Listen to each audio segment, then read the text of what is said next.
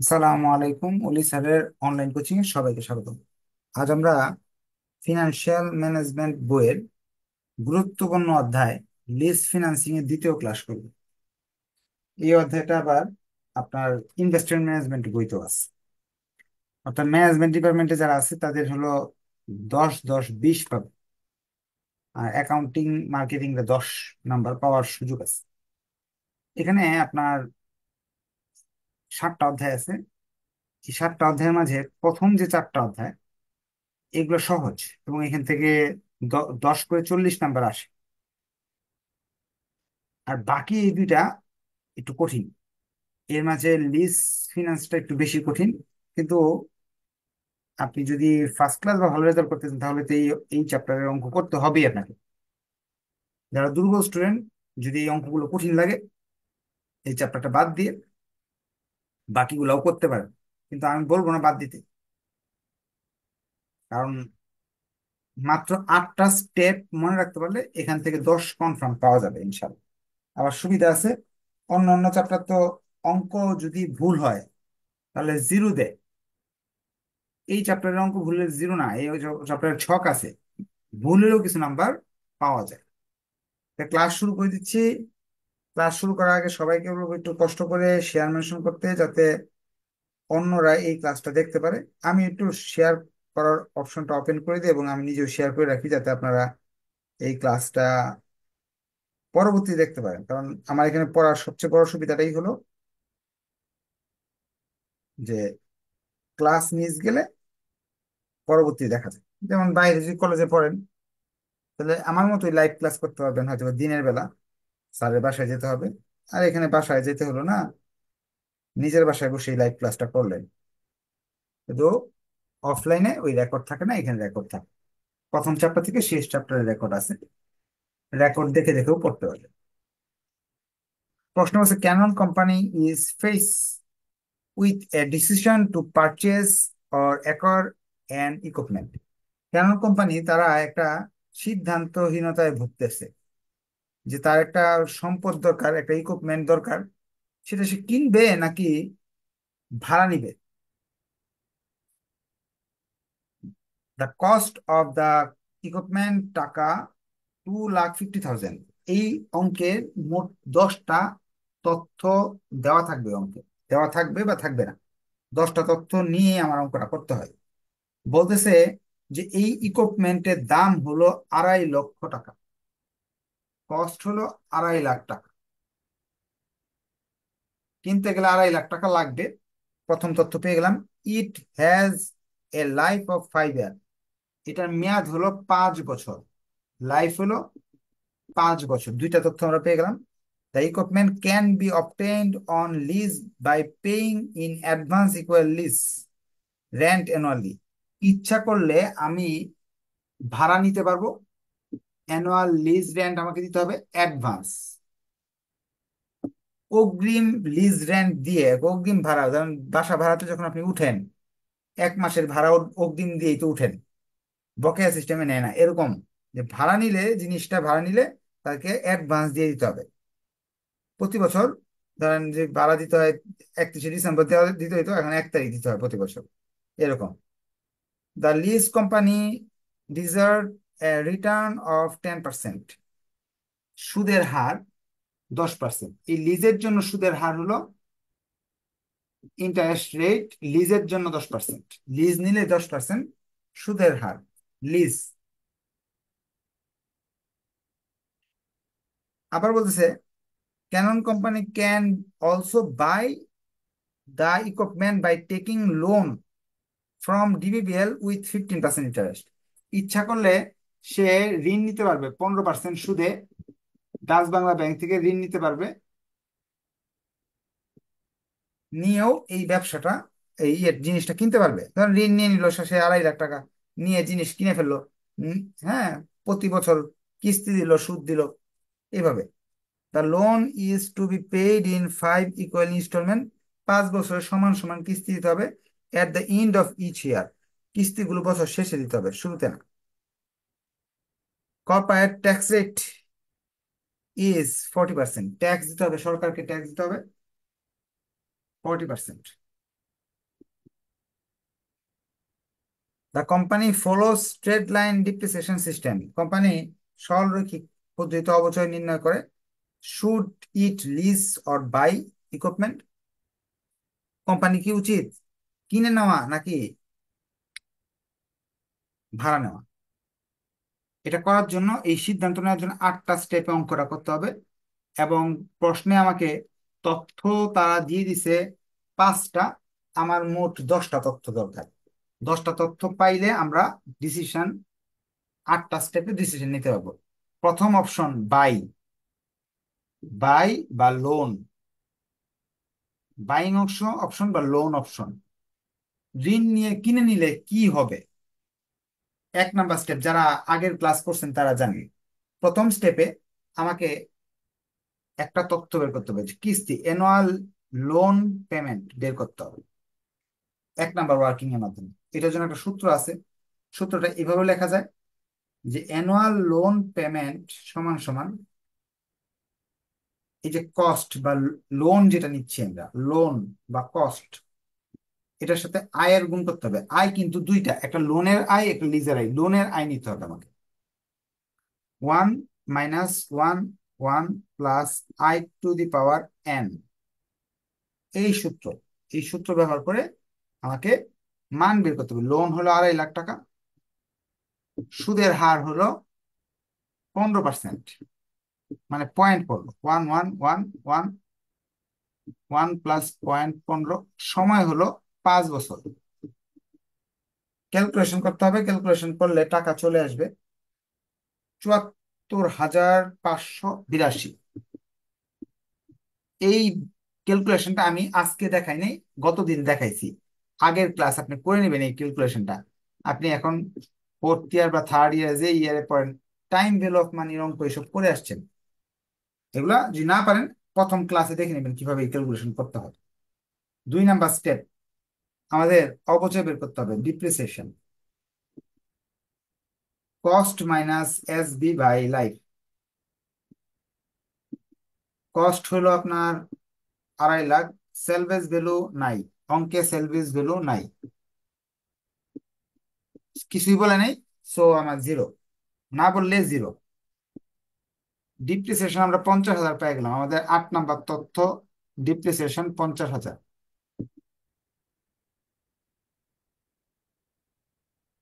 এখন 9 নাম্বার তথ্যটা, DF discount factor, I1 - T। আয়ের মান হলো 15%, 0.15। ট্যাক্সের রেট, ট্যাক্স রেট হলো 40%, 0.40। ডিএফ এর মান পেলাম আমাদের 9 নাম্বার তথ্য।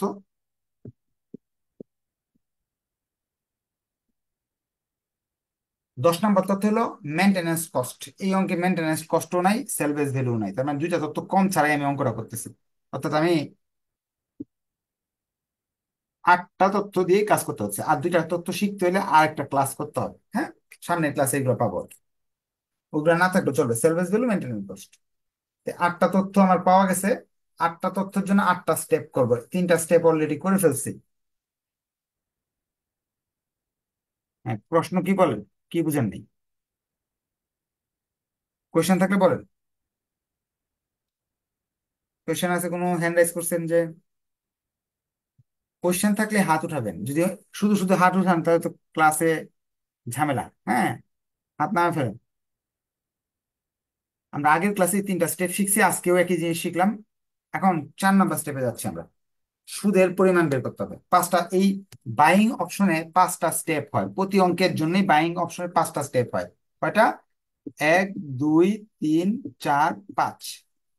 1 2 3 শেষ। 4 আর 5 করতে হবে আমাকে। তাহলে এগুলো মুছে ফেলতেছি।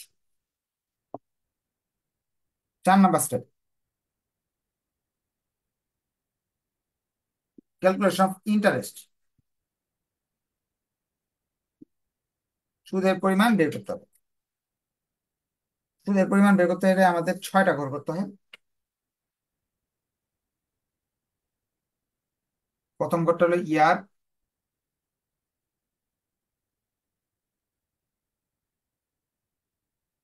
পরের ঘরটা হলো বিগিনিং ব্যালেন্স,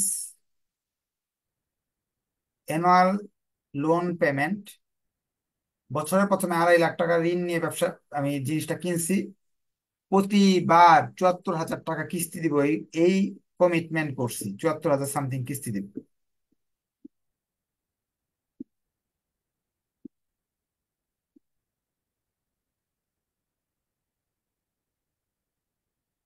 5 বছরে এইভাবে কিস্তি দিয়ে যাবে। ইনস্টলমেন্ট, এটা ইনস্টলমেন্ট। এখন হলো ইন্টারেস্ট, সুদ দিব হলো, এটা 1 নাম্বার, এটা 2 নাম্বার, এটা 3 নাম্বার, এটা 4 নাম্বার। 2 নাম্বার ঘরের উপর 15% হারে সুদ দিব, এটা বলছিলাম।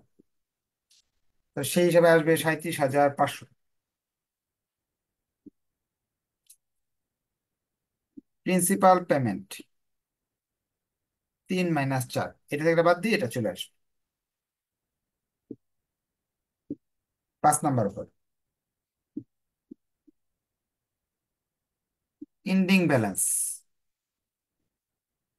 2 - 5, এত টাকা ঋণ ছিল, এই টাকা সুদ দিছি, এই টাকা আসল দিছি, এটা থেকে এটা বাদ দিলে এটা চলে আসবে।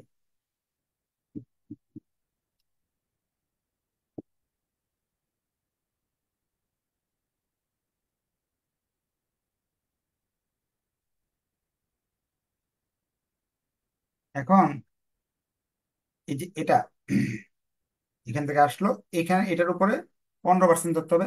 এটা যদি বুঝে যান, একটু কষ্ট করে ওকে লেখেন। আমাদের আরো নতুন কিছু শিখতে হবে, এগুলো পুরান কথা। আপনারা একটু কষ্ট করে ওকে লিখেন, যদি আপনার এই অংশটা বুঝে যান, একটু কষ্ট করে ওকে লিখেন। এই ছকটা কিভাবে করলাম, এই যে দেখা আছে, লেখা আছে উপরে। আমি আবার সুন্দর করে লিখে দিই যদি আপনার বুঝতে অসুবিধা হয়। এটা হলো 1 নাম্বার ঘর, এটা হলো 2 নাম্বার ঘর, এটা 3 নাম্বার ঘর। 3 নাম্বার ঘর পর্যন্ত সেম টু সেম। 4 নাম্বার ঘরে আসলো 2 × 15%। 5 নাম্বার ঘরে আসলো 3 - 4। 6 নাম্বার ঘর 2 - 5। বুঝে গেছেন? তাহলে একটু কষ্ট করে ওকে লিখে দেন।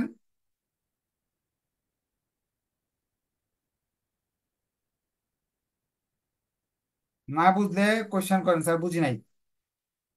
প্রশ্ন করতে পারেন যে স্যার বুঝি নাই।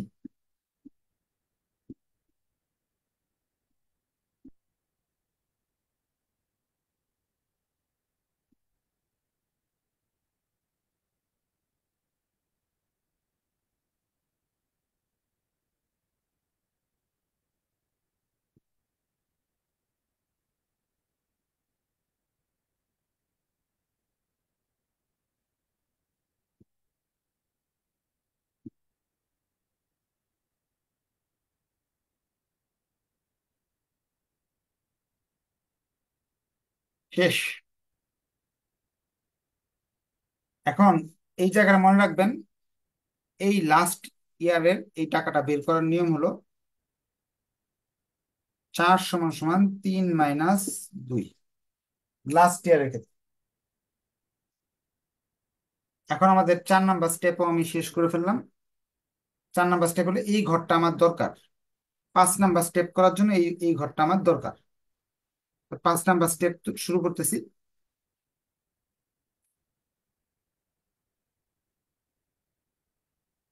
5 নাম্বার স্টেপ, এখানে আমরা প্রেজেন্ট ভ্যালু বা কত টাকা খরচ হবে আমার সেটা বের করব। যে লোন নিলে আমার পকেট থেকে টোটাল কত যাচ্ছে, 5 বছরে পকেট থেকে আমার টোটাল কত যাবে, সেটা আমি বের করব।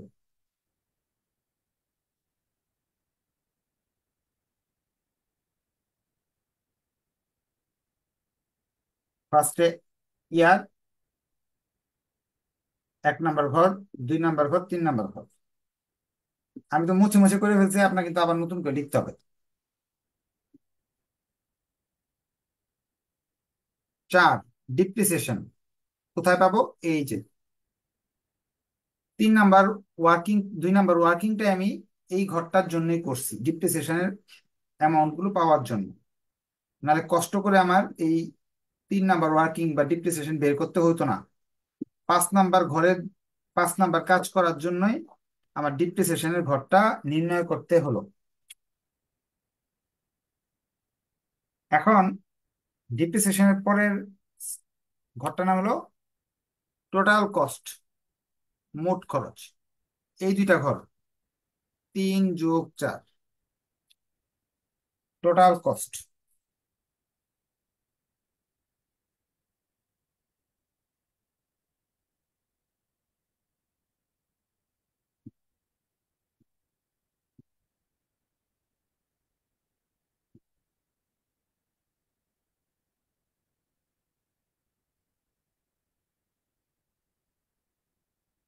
6 নাম্বার ঘর tax save.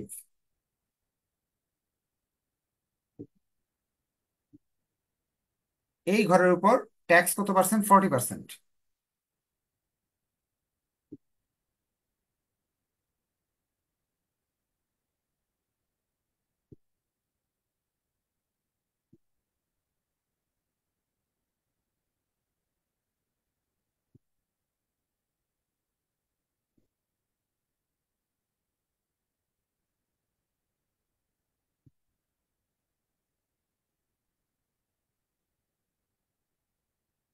Net cash flow. 7 number ঘর 2 - 6।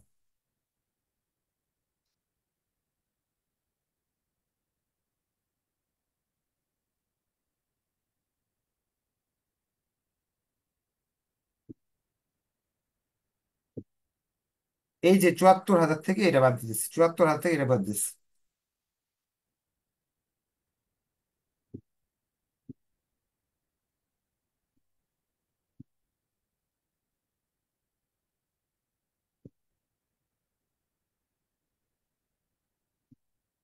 DF, discount factor. Discount factor বের করার জন্য আপনাকে সূত্র শিখতে হবে। 1/1 প্লাস, এখানে যে ডিএফ এর মানটা দেওয়া আছে 9%, 0.9 পাওয়ার 1। সাইন্টিফিক ক্যালকুলেটরে এইভাবে বসাবো, ডিএফ এর মান প্রথমটা চলে আসবে। মিনিমাম 3 থেকে 4 ঘর নেবেন।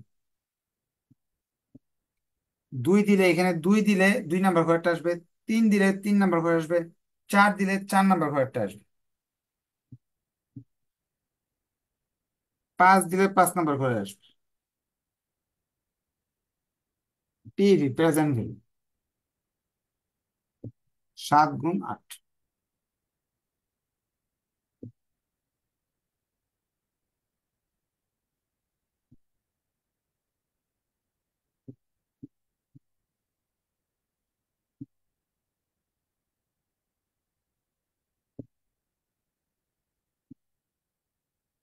যোগ করবো total PV, TPV, total present value বেরিয়ে আসবে 1,72,137। আমি লোন নেই 5টা স্টেপে, আমি জানতে পারলাম আমার 1,72,137 টাকা খরচ পড়বে। বাইং অপশন শেষ। এতক্ষণ যা পড়াইছি গত ক্লাসের পড়া, নতুন কিছু শিখাইনি। এখন আপনাদের যদি বুঝতে পারেন তাহলে একটু কষ্ট করে ওকে লিখবেন, আর বুঝতে না পারলে আমাকে হ্যান্ড রাইজ করে কোয়েশ্চেন করার সুযোগ আছে, বা কমেন্ট করে বলতে পারেন যে স্যার এটা বুঝি নাই সেটা বুঝি নাই, আমি বুঝিয়ে দেওয়ার চেষ্টা করবো। ওকে লিখেন যদি বুঝে যান। 2 নাম্বার বলছে লিজ। লিজের মাধ্যমে ভাড়া নেও, ভাড়া নিয়ে করতে পারো। এখানে আমাকে আরো 3টা স্টেপ করতে হবে, 6, 7, 8। এই 3টা স্টেপে আমি অঙ্কটা শেষ করতে পারবো। ভাড়া নিলে কত খরচ পড়বে? 6, 7, 8-এর মাধ্যমে বের করবো। 6, 7, 8 গত ক্লাসে যেভাবে করছি এভাবে করা যাবে না। কেন করা যাবে না? একটা শব্দের জন্য সম্পূর্ণ অঙ্ক চেঞ্জ হয়ে যায়, মনে রাখবেন। যেমন 4 নাম্বার অঙ্কে একটা শব্দ আছে, এই শব্দটা না থাকলে অঙ্কটা স একরকম হবে। আবার ওই একটা শব্দ, যেমন এই যে শব্দটা আমি বলে দিই, beginning of the year, instalment is beginning of the year, advance, এই শব্দ যদি দেওয়া থাকে তাহলে অঙ্ক সব চেঞ্জ হয়ে যাবে। যে অ্যাডভান্স ইকুয়াল লিজ, এই শব্দটা, অ্যাডভান্স এই শব্দটার জন্য অঙ্কের পরিবর্তন ঘটবে, অ্যাডভান্স বা বিগিনিং। কিস্তি যদি বছরের শুরুতে দেওয়া হয়। 6 নম্বর step, annual lease rent advance. Annual lease rent দেওয়া নাই, অ্যানুয়াল লিজ রেন্ট দেওয়া নাই। অ্যানুয়াল লিজ রেন্ট দেওয়া না থাকলে সূত্রটাতে ওই যে এটার মতোই, অ্যানুয়াল লোন পেমেন্টের মতোই। লোন বা কস্ট যে কোনো একটা লিখবেন, গুণ আই, 1 প্লাস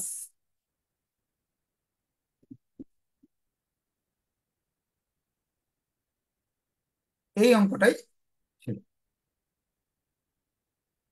এখন এটার জন্য এই সূত্রই, কিন্তু এই অ্যাডভান্স শব্দটা দেওয়া থাকে যদি, অ্যাডভান্স, এই যে অ্যাডভান্স শব্দটা, অ্যাডভান্স, তবে আপনার কিছু চেঞ্জ আছে।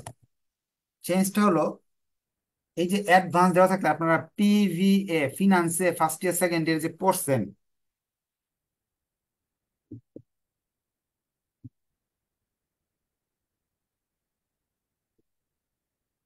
1 প্লাস আই, ফার্স্ট ইয়ার বা সেকেন্ড ইয়ারে পড়ছেন, যদি অ্যাডভান্স লেখা থাকে, বিগিনিং লেখা থাকে, তাহলে এই জিনিসটা আপনার অ্যাড করতে হয়। এই অঙ্কে যদি অ্যাডভান্স কিস্তি কথা বলা থাকে, তো অবশ্যই আপনাকে এই লেসটা এখানে লাগাতে হবে, 1 প্লাস আই। আপনাকে এই লেসটা লাগাতে হবে। কেন লাগাইলাম এই লেসটা? 1 প্লাস আই কেন লাগালাম? ওই অ্যাডভান্স শব্দ দেওয়া আছে বলে। তা আমাদের অঙ্ক করে ফেলতে হবে। অ্যাডভান্স যদি বলা থাকে, অ্যাডভান্স বলা থাকে, কিছু পরিবর্তনও আছে। কস্ট তো আপনার আগের মতোই, কস্ট কত? 2,50,000 টাকা। লিজের মান, লিজের মান এই যে লিজের সুদের হার আলাদা দেওয়া আছে অঙ্কে, 10%। এই 15% নিলে কিন্তু অঙ্ক হবে না।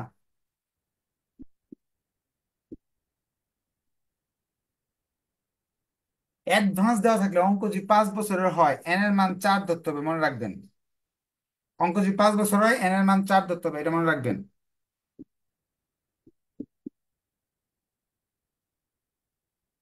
ক্যালকুলেশন করলাম, করার পর আমাদের টাকা আসবে।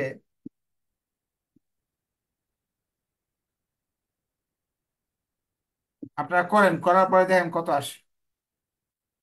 59,954 টাকা। এখানে ঝামেলা শেষ হয় নাই। স্টেপ নাম্বার, ও সরি সরি, এখানে ভুল হয়েছে। ওই এটা 5ই থাকবে, এন এর মান 5ই থাকবে, এন এর মান 5 থাকবে, অ্যাডভান্স বলা থাকে। কিন্তু 7 নাম্বার স্টেপে যায়, 6 নাম্বার করলাম না, 7 নাম্বার স্টেপে যায় এন এর মান কমে যাবে। এখানে 5ই থাকবে, 5 বছরটা 5ই থাকবে। 7 নাম্বার স্টেপে যা চেঞ্জ হবে, 7 নাম্বার স্টেপে এই জায়গায়, স্টেপ নাম্বার 7, ডিএফ বের করবো, লিজের জন্য ডিএফ। লিজের ডিএফ বের করতে গেলে এই জায়গায় এন, ডিএফ এর মান কিন্তু এই যে 9, এন এর মান 1 বছর কম হবে। যদি অ্যাডভান্স কথা লেখা থাকে, তাহলে এন এর মান 1 বছর কম হবে।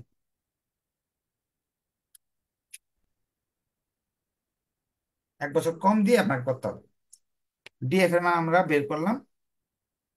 লিজের ডিএফ এর মান আমাদের বেড়ে আসলো, লিজের ডিএফ এর মান 3.2397। তাহলে 7 নাম্বার স্টেপও কিছু পরিবর্তন ঘটলো, যে এন এর মানে পরিবর্তন করছে। 8 নাম্বার স্টেপ, ছক। অ্যাডভান্স বলা থাকলে ছকে ব্যাপক পরিবর্তন। প্রথমে ইয়ারের ঘরটা এইভাবে করবেন, 0, 1 থেকে 4, 5, এইভাবে করতে হবে। ইনস্টলমেন্ট বা annual lease rent, lease rent অ্যানুয়ালটা বের করছি, 5,9,954। আমি বেসিক বুঝাই দিব, অঙ্ক শেষ হলো। এইভাবে দিবেন, এই বছর এখানে দিবেন না।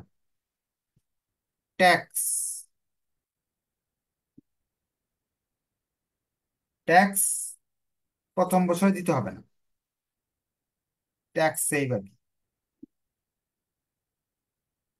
Net cash flow.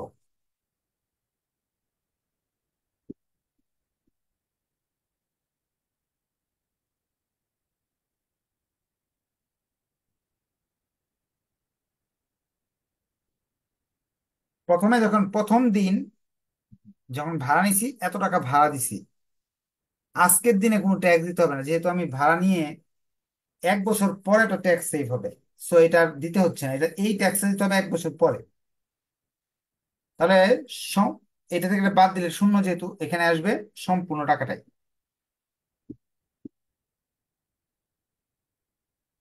DF, discount factor.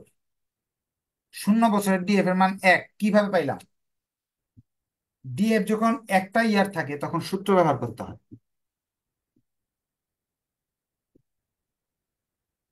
যখন আমরা যখন লোন অপশন করতে গেছিলাম তখন কিন্তু ডিএফ এর এই সূত্র ব্যবহার করছি।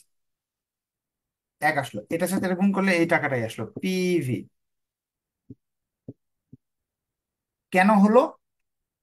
আজকের দিনে কিস্তি দিছে, আজকে কোনো ট্যাক্স নাই, কোনো কিছুই নাই, আজকে সুদও নাই, কিচ্ছু নাই। 1 বছর গেল, 1 বছর গেলে এই টাকাটার উপরে ট্যাক্স সেভ আমরা পাবো। কত পার্সেন্ট? 40% ট্যাক্স। 40% ট্যাক্স সেভ পাইলে বা 23,981 টাকা ট্যাক্স সেভ পাবো।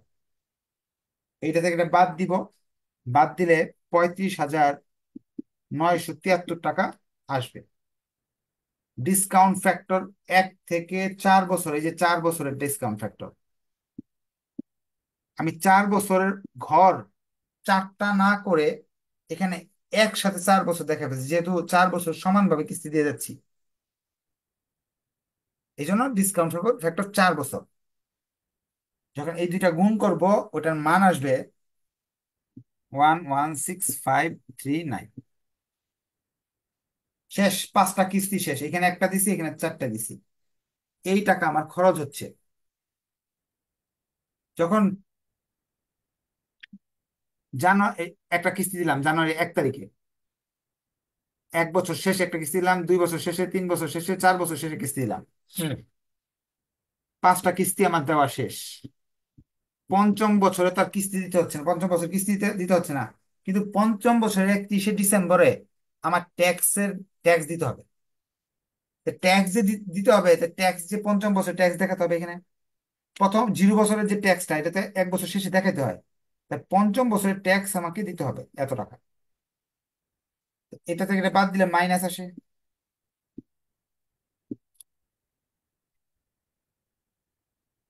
পঞ্চম বছরে এটা বের করতে হবে, এখানে 5 দিব, সূত্রে এখানে 5 দিব।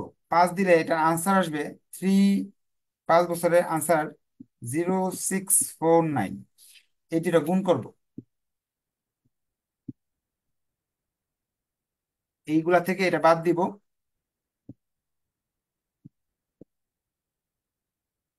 টিপিভি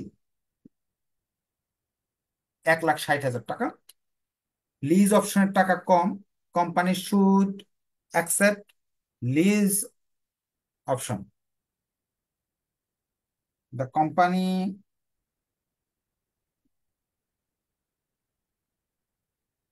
শুড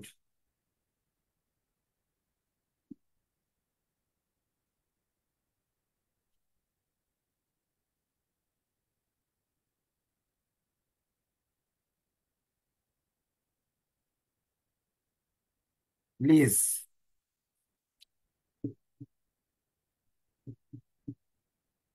বিকজ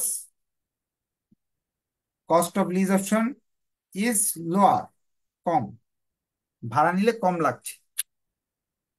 এখন কি কি চেঞ্জ হয়েছে, একটু চেঞ্জ গুলো আমি আরেকবার আলোচনা করি এই অঙ্কে।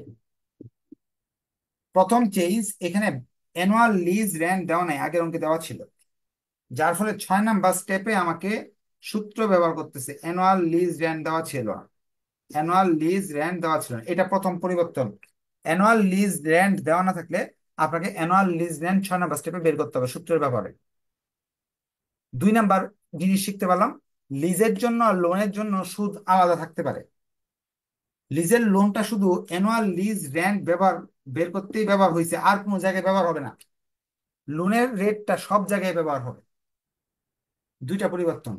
3 নাম্বার, অ্যাডভান্স কথা বলা থাকার ফলে লিজ রেন্ট বের করার ক্ষেত্রে 1 + আয়ের ব্যবহার করতে হয়েছে। 6 নাম্বার স্টেপে 3টা পরিবর্তনের পাইলাম আমরা। নোট করে রাখেন, কারণ এই বেসিক গুলা জানলেই পৃথিবীর যে কোনো কঠিন অঙ্ক করতে পারবেন লিজের। 7 নাম্বার অপশনে আইসা আমাদের নতুন একটা পরিবর্তন হলো, অ্যাডভান্স কথা বলার ফলে 5 বছরের জায়গায় 4 বছর দিয়ে অঙ্ক করতে হইলো। কারণ এখানে 4 বছর, 1 বছর, 1 বছর সুদ দিতে হবে না, যেহেতু কিস্তি প্রথমে দিয়ে দিতে হয়। 5 বছরের জায়গায় 4 বছর অঙ্ক করতে হলো। যদি 6 বছর অঙ্ক হইতো তাহলে 5 বছরের এখানে লিখতেন। 1 থেকে 5-এর জায়গায় 1 থেকে 4-এর রেটটা বের করতে হলো। 7 নাম্বারে কি পরিবর্তন হলো এটা জেনে গেলাম। 8 নাম্বারে ব্যাপক পরিবর্তন ঘটছে। একটা ঘর করা হতো, 3টা ঘর করা হলো। প্রথমে শূন্য লিখতে হলো, কারণ প্রথমে একটা কিস্তি দিতে হবে, ওই কিস্তির কোনো ট্যাক্স দিতে হবে না, কোনো খরচ নাই। তো এটা থেকে এটা বাদ দিলে তো এটা আসলো। ডিএফ এর মান 1 আসলো কেন? একটা সিঙ্গেল ইয়ারের ডিএফ এর সূত্র এটা। আর একটা না 4 বছর, 5 বছর, 10 বছরের ডিএফ এর সূত্র হলো এটা। এই সূত্রের মাধ্যমে 0 বছরেরটা 1 আসবে সবসময়। দুইটার গুণ করলাম, এটা আসলো। 0 বছর পরে আমাকে আরো একটা কিস্তি দেওয়া হয়েছে, মোট 5টা কিস্তি দিতে হবে 5 বছরে। আরো 4টা কিস্তি দিলাম, তো 5 কিস্তি হয়ে গেল। 1 থেকে 4 বছর একই কিস্তি দিলাম, এটার উপর ট্যাক্স পাবো এটা। এটার সাথে এটা গুণ, এটা থেকে এটা বাদ দিলে এটা আসবে। এই টাকার উপরে আমাকে ডিসকাউন্ট ফ্যাক্টর যে বের করছিলাম 7 নাম্বারে, এটা লিখলাম। দুইটা গুণ করে এখানে টাকা লিখলাম। এখন 5টা কিস্তি দিছি, কিন্তু ট্যাক্স দিছি 4টা মাত্র, এই যে দেখেন 4টা। আমাকে 5 বছর 5টা ট্যাক্স দিতে হবে। 5 নাম্বার ট্যাক্সটা পঞ্চম বছরের শেষে দিতে হবে। পঞ্চম বছরে কোনো কিস্তি নাই, পঞ্চম বছরের শেষে ট্যাক্স দিতে হচ্ছে। তো ট্যাক্স দিতে হচ্ছে, এটা থেকে এটা বাদ দিলে মাইনাস আনসার আসবে। পঞ্চম বছরের ডিএফ, এখানে এই সূত্র ব্যবহার করে ডিএফ বের করতে হবে। দুইটা গুণ করলে এটা চলে আসবে। এই সবগুলো যোগ করলাম, এটা আসলো। এইটা লিজ নিলে এই টাকা লাগতেছে, লোন নিলে এই টাকা লাগছে, তার মানে আমরা লিজ নিলে আমাদের বেশি উপকার। এটা কমেন্ট করে জানিয়ে দিবেন। এই ভিডিওটা সেভ থাকবে, আপনি চাইলে আরো 10 বার, 20 বার, 50 বার দেখেন। দেখার পরে যদি প্রবলেম বের হয়, নেক্সট ক্লাসেও প্রশ্ন করতে পারবেন। আর এখনো যদি কোনো কোয়েশ্চেন থাকে, তাহলে সরাসরি এখন কথা বলার সুযোগ আছে, স্যার বুঝি নাই, অঙ্কটা বুঝাই দেন, আমি বুঝাই দেবো ইনশাল্লাহ। কার কি কোনো কোয়েশ্চেন আছে অঙ্ক নিয়ে? ওকে বলে লিখে দেন, সমস্যা থাকলে ওকে লিখেন।